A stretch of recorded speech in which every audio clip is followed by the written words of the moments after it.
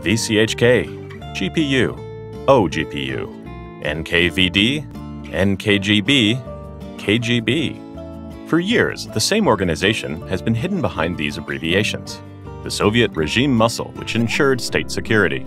Your moms, your dads, your grandmothers, your grandparents, and maybe you were once terrified of the all-powerful KGB. Moscow on the Hudson, Jumping Jack, Munich, Firefox, Red Heat, James Bond films. During the Cold War, it felt like KGB agents were everywhere and impossible to counter. The KGB no longer exists in Russia, but its successor, the FSB, or Federal Security Service, exercises methods not significantly different from those applied 50 years ago. But more about that later. Let's examine some history to understand how this organization has evolved and changed over the past 100 years.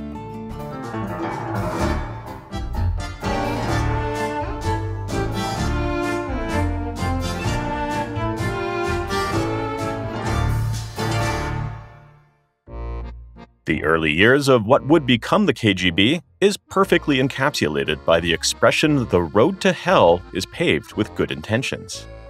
In 1917, there was a revolution, and the monarchy was replaced with socialism. Of course, this political change had its opponents, those seeking to dismantle the new system. So the Bolsheviks needed an organization that would protect the young state from enemies, both internal and external. The Cheka, or All-Russian Extraordinary Commission for Combating Counter-Revolution and Sabotage, was formed in December 1917. The founder of the new organization, Felix Dzerzhinsky, became its head. Who were the external enemies? The agents of capitalist countries that did not recognize Soviet power. And the internal enemies? Saboteurs, speculators, aristocrats who could not tolerate the power of workers and commoners, and wealthy peasants who came to be called kulaks. What, according to the Cheka, were these people doing? Terrorism. To be clear, the All-Russian Extraordinary Commission was initially established to fight terrorism. However, 15 years later, it became that very thing, a terrorist organization, holding the country captive with fear. Throughout the 1920s, Joseph Stalin, then an ordinary government member, began concentrating power. He systematically eliminated other leaders and deployed supporters anywhere they could be of service. The security body was called OGPU until 1934, when it was renamed the NKVD, the People's Commissariat of Internal Affairs of the USSR. The worst and darkest years of Soviet history echo in this name. As an illustration of just how frightening Soviet 30s and 40s era dictatorship was, any change in organizational leadership resulted in new bosses outing their predecessors as criminals and enemies of the people. The second half of the 1930s in the USSR was the heyday of internal political terror and a brutal Soviet regime campaign known as the Great Purge, or Great Terror. People were arrested based on denunciation, wrongful accusation, and sent to concentration camps. They were shot over an anecdote, a stolen spikelet from the fields during a famine, or for simply being a relative of someone deemed an enemy of the people. It was the agents of state security who performed these undertakings, regardless of their terminology at the time. During these years, many prominent writers, poets, artists, academics, military, and other figures were tortured and summarily executed without due court proceedings. Not to mention ordinary citizens. According to historians, during Stalin's reign from 1921 to 1953, roughly 12 million people suffered from systematic repressive terror, half of them being victims of the Holodomor, a state-orchestrated starvation in the major grain-producing regions of the Soviet Union, including Ukraine and Kazakhstan. As a result of incessant party purges, internal party member reviews, and the prevailing atmosphere of paranoia and fear, the USSR was not ready for World War II. The NKVD was not just an organization of executioners and sadists. NKVD border guards were the first to bear the brunt of Hitler's aggression.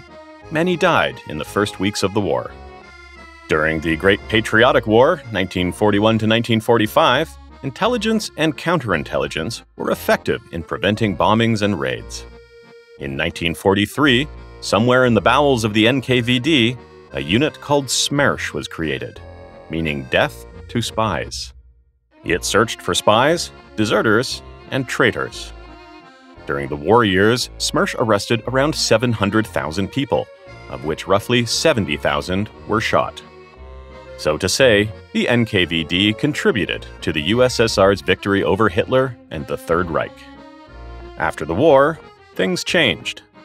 Many of those who survived fighting through the entire war were arrested. Released prisoners of war were sent en masse to Soviet camps instead of receiving support and medical treatment at home. Being captured was equated with treason.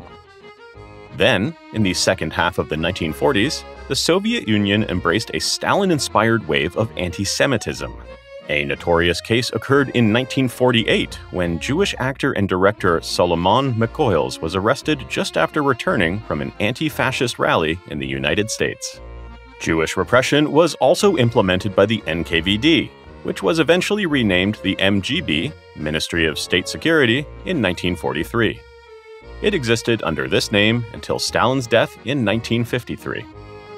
Stalin's death and the subsequent execution of NKVD and MGB head Lavrentiy Beria should have stopped that bloody meat grinder. Nikita Khrushchev came to power, softer in his views, and sought to befriend the United States. Many remember Kennedy hosting Khrushchev. Khrushchev also carried out a large-scale amnesty for prisoners. Some 1.5 million people were released.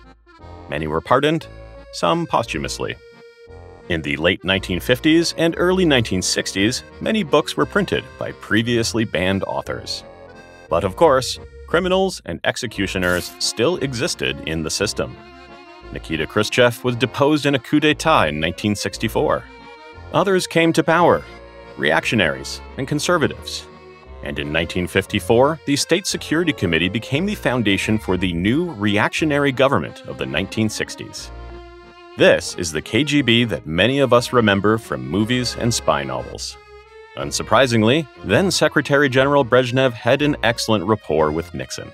Unlike the 1930s, they no longer put inconvenient guys up against a wall by printing lists of people's enemies on front pages. The KGB of the 1970s and 80s was a relatively quiet organization. Those considered criminals were either expelled from the country, like Nobel Prize laureate Joseph Brodsky and Alexander Solzhenitsyn, or, as was the case with the inventor of the hydrogen bomb, academic and Nobel Peace Prize awarded human rights activist Andrei Sakharov, exiled to closed cities. They choked them off and placed them under surveillance, preventing them from working, speaking, or printing. Many were forced into psychiatric institutions, including Soviet human rights activists Natalia Garbanev, Konstantin Babitsky, Joris Medvedev, Viktor Feinberg, and Valeria Novodvorskaya. The KGB continued to lead the country in some sense, but in the shadows, giving the impression that the organization did not exist.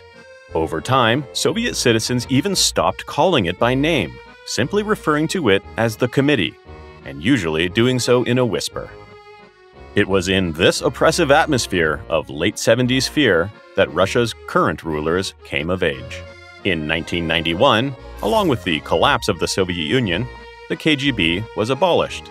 And in 1995, the Federal Security Service, FSB, a functionally synonymous organization, was created and still exists. And current FSB methods are no different than the KGB.